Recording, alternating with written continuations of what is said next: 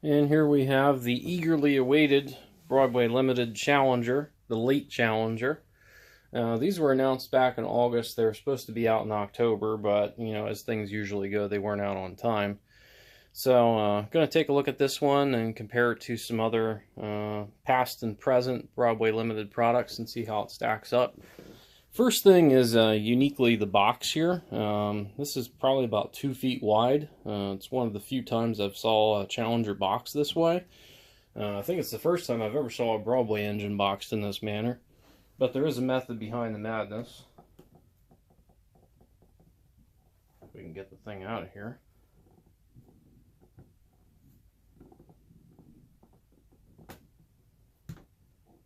Almost there. There we go.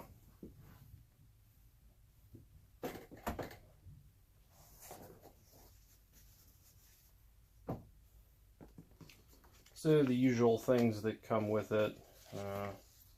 More stuff about choo-choo shoes.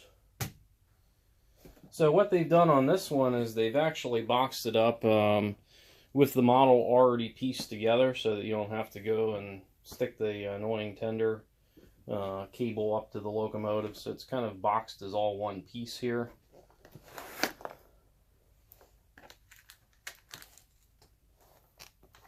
And pretty much all you have to do is slide off the sleeve and then go ahead and unbox the model. So I'm going to go ahead and do that here. Pause. Alright, so I've gone ahead and unboxed it here, and a couple things to note right away with it. Of course, being a die-cast body, it has pretty good weight right out of the box. Also, they have elected to do traction tires on these, just as they did on the big boys.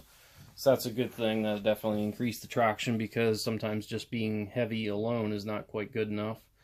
A couple other things here too that I noticed on this one that they also did not do on the big boy is the silver bearing caps along the wheels, which does reflect the present day version of 3985.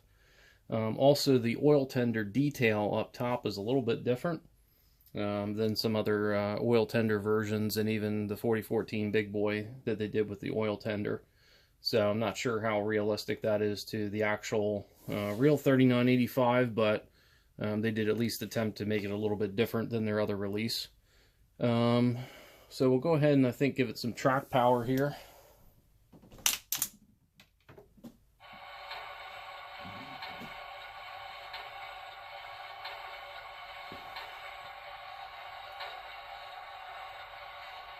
I just have to mute everything else that's going here. I think that does it.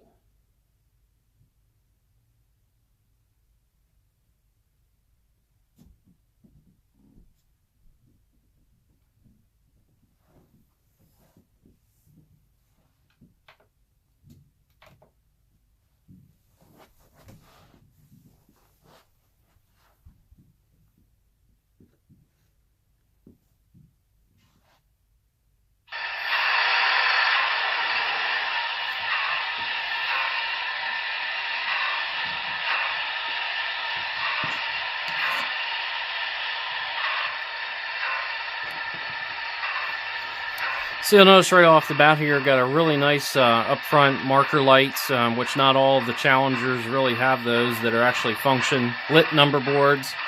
And of course the front LED, and it's already starting to smoke. Let's see if we can turn that off there. I think F7 to do the trick there. Also, moving around here. Does also have the lit cab, which as soon as we move it forward, that should go off.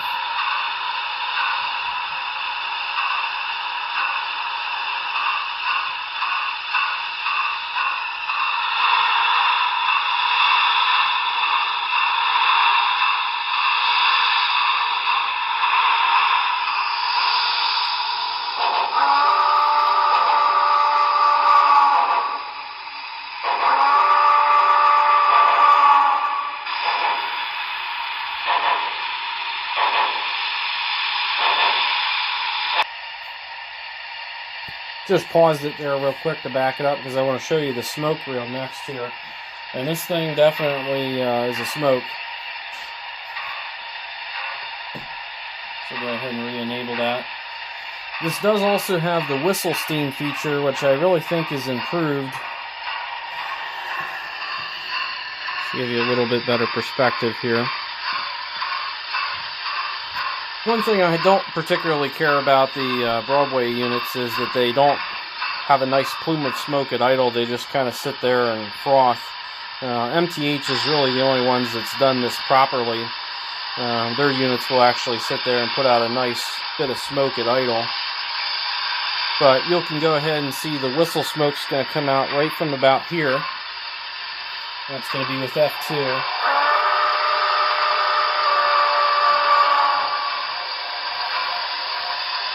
So really nice effect. I think it's actually a lot better than the big boys whistle smoke.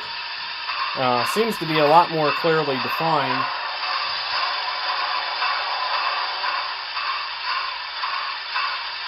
I'll go ahead and move to speed step 1.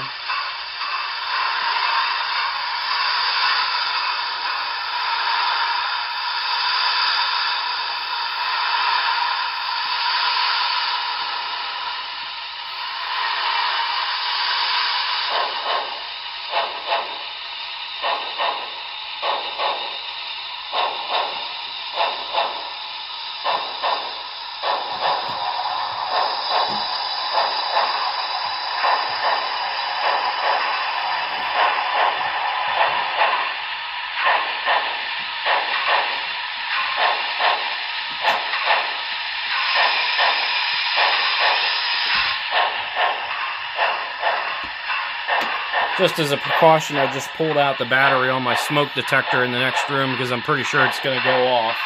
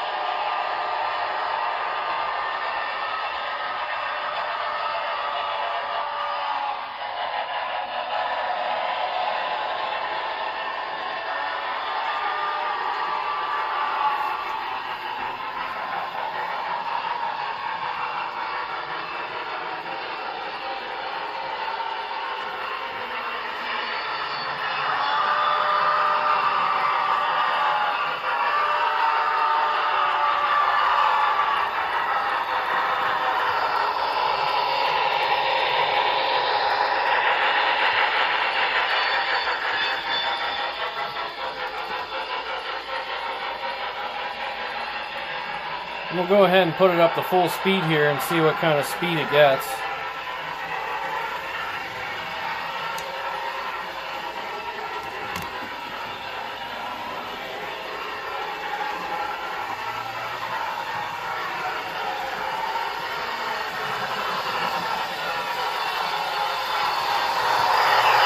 .81 miles an hour on that pass, that's pretty good.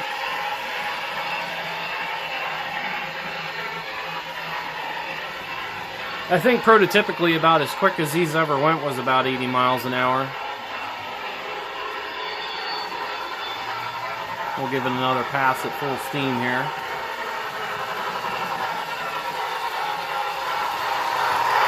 .82 miles an hour.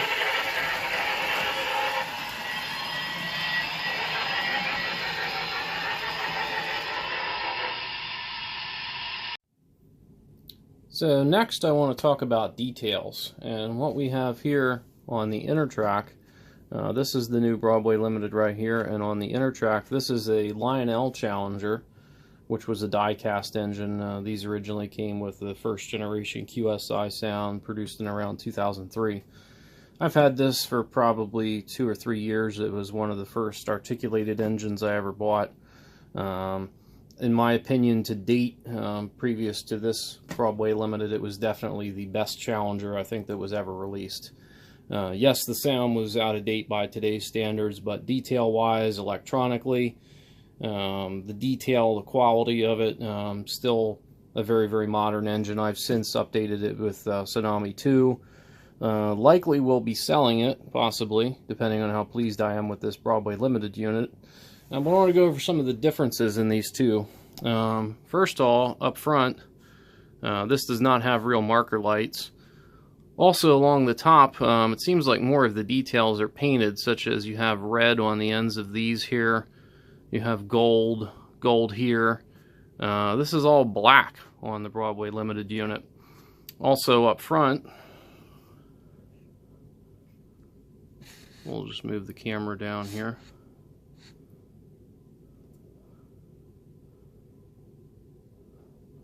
I'm just going to pull it forward. Now this one did not come with traction tires.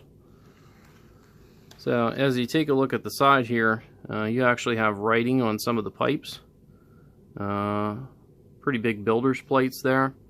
The rods are kind of a pure silver color. And this is of course a coal tender version. And again, another nice builder's plate there. No silver bearing caps, as this was kind of an earlier depiction of 3985, probably as it appeared kind of in its heyday. And as we take a look at the Broadway here, you'll notice some of these details are missing. There is no big builder's plate up front here. There is no writing on the pipes. The color of the rods is kind of a darkened metal finish. Does of course have the correct bearing caps. Different modern day writing on the tender, but no builder's plate up there. And of course the working cab light, which I think the Lionel actually did originally come with that. I just never really set mine back up again.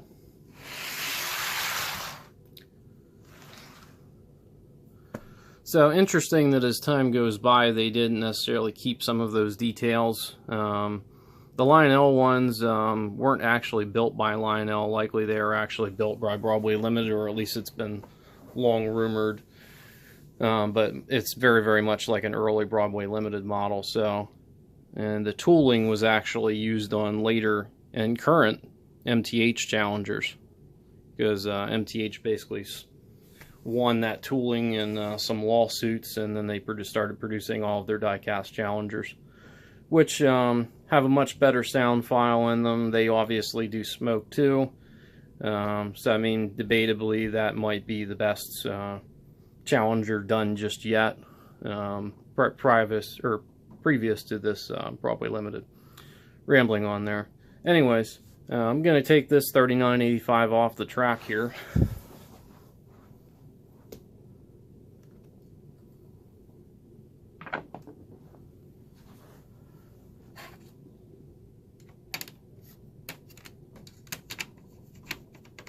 And we're going to take a look at 4014 here, as I'm just moving it into the frame.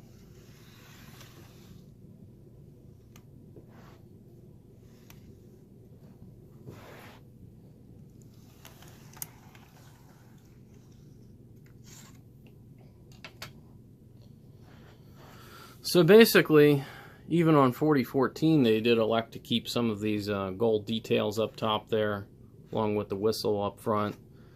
Almost exactly the same type of coloring used on both of them. Really no difference there. Probably made sense, since Broadway went to all the trouble of doing this big boy, that a lot of that translated over into doing the Challenger. So that's probably a lot of the reason that they introduced it. So we'll go ahead and get the big boy off the track here. And also, this Challenger is using basically the exact same sound file that you find in the new round of Broadway Limited Challengers and Big Boys. I think this one smokes a little bit better, but I mean, again, the Big Boy does pretty good on that too, and that was kind of their first attempt at the whistle steam. I think the whistle steam does work a little bit better on this one. Something I'll probably do at a future point is to retain the smoke, but I'm going to redo the sound in this engine. And that's something I've been doing on a lot of my Broadway Limited models recently. So I don't want to lose that smoke feature, but at the same time, I don't want that bland, steam sound that's in every single BLI engine. As much as people might want to see it, I'm not going to do some crazy pull test with this, trying to drag along multiple ES44s and 40 freight cars and that sort of thing. It's a big engine, and it's die cast, it's got rubber bands on the tires, it's going to pull a lot. So there's really only one pull test that I have for this engine, and that's really the only thing that's going to matter, and that's whether it can pull my excursion train.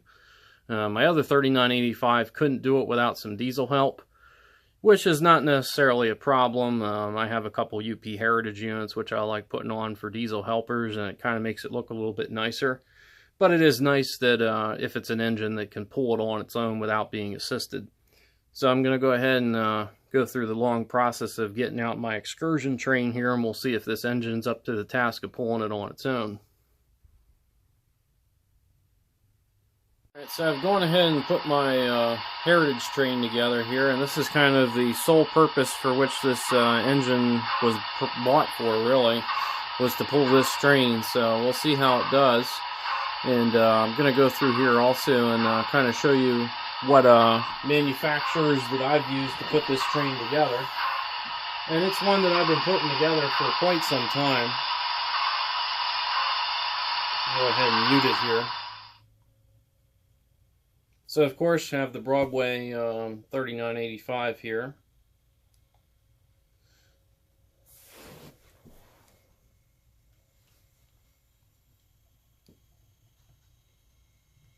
And give you a nice slow-mo view of it going by here.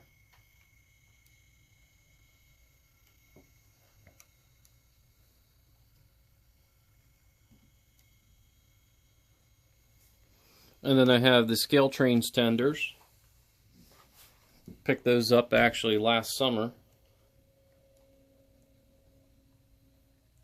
Really glad that somebody actually went and finally did those and did them right. Would have liked it even better if they were metal, but I'll accept plastic.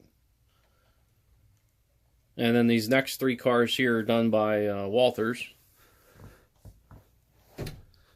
And to date, they've actually been the only ones that have done these cars.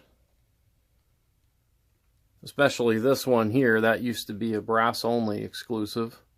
And there's still a couple more that I really wish that Walthers would do. So if anybody from Walthers is out there watching, please make the theater car, because I promise you many people will buy it. And this is actually the Willie James car, though I've yet to put on the decal there. And then pretty much all the rest of the cars here are all Rivarossi. Eventually they may be replaced with Walthers. I bought them as an 8-car set.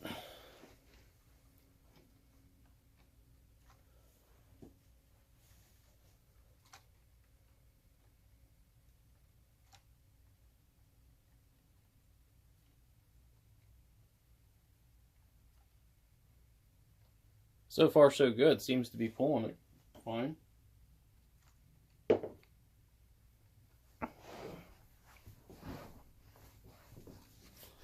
Once it gets past showing all the cars here, we'll go ahead and speed it up and turn on the smoke and turn on the sound.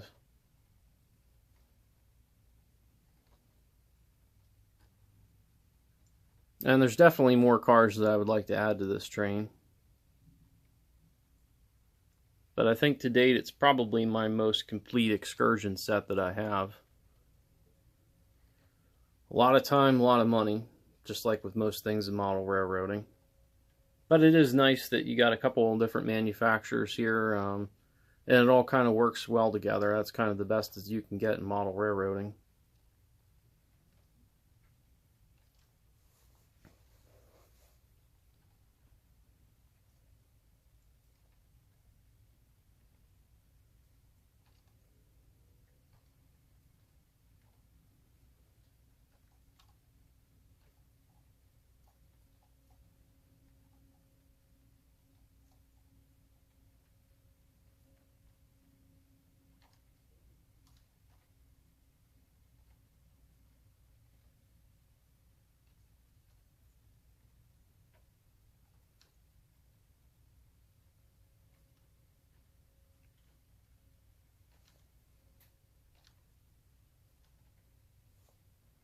And that's pretty much the consist here. So I'm going to go ahead and switch camera angles, and then we'll go ahead and get the smoke and the sound going.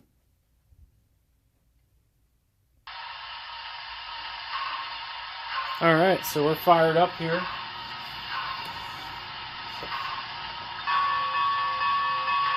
We'll go ahead to speed step 1.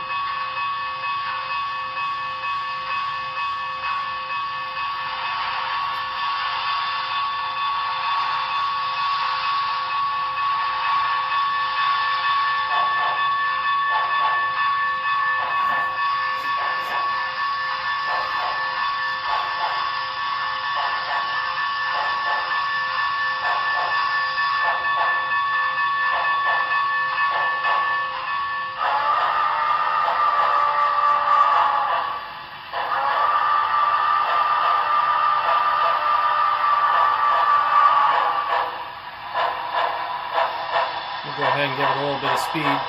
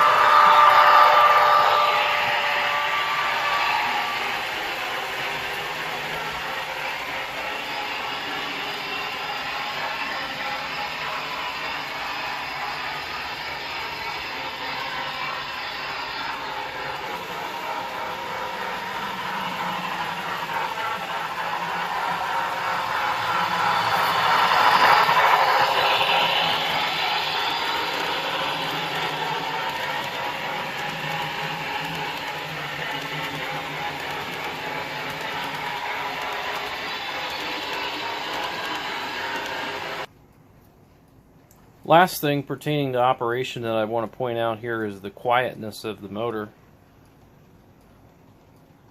There is a little ticking sound.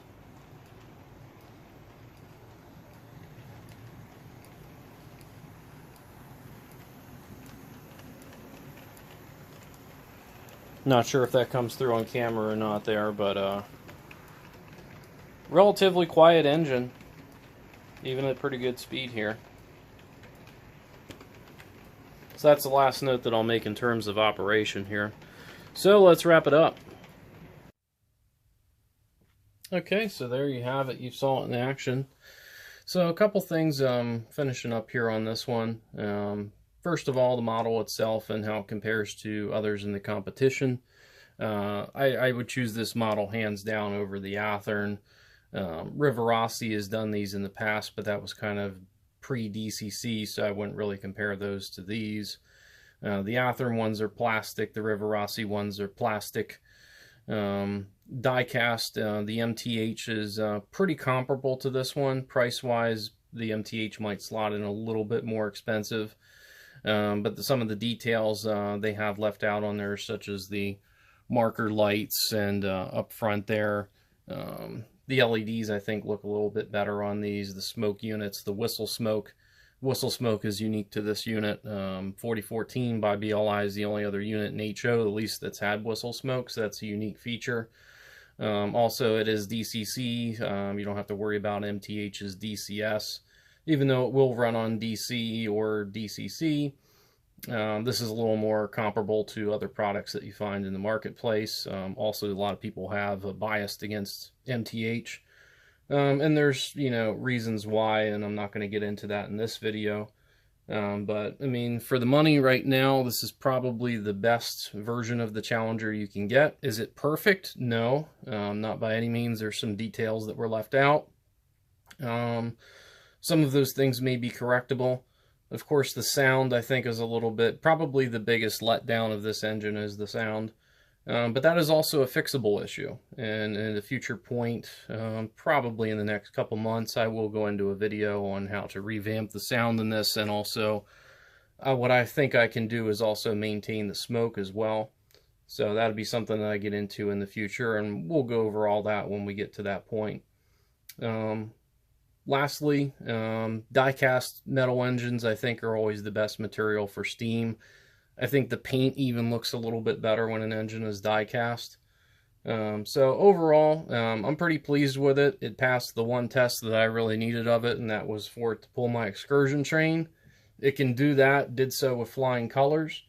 So I would say this engine's a solid 9 out of 10. And really the only miss is the sound itself. If you nail the sound on this, it's pretty much the perfect engine. But if you're a big fan of the UP Steam, which I certainly am, I kind of disguise myself as a Pennsy or a Norfolk Southern guy, but really at heart, I'm kind of a big UP Steam foamer. So, I mean, I'm not going to deny it. I definitely am. Big fan of 3985. This is definitely my favorite engine of the 3 UP Steam engines. Everybody loves 4014, of course. 844 is always running and kind of gets a lot of the videos. Everybody kind of forgets about 3985.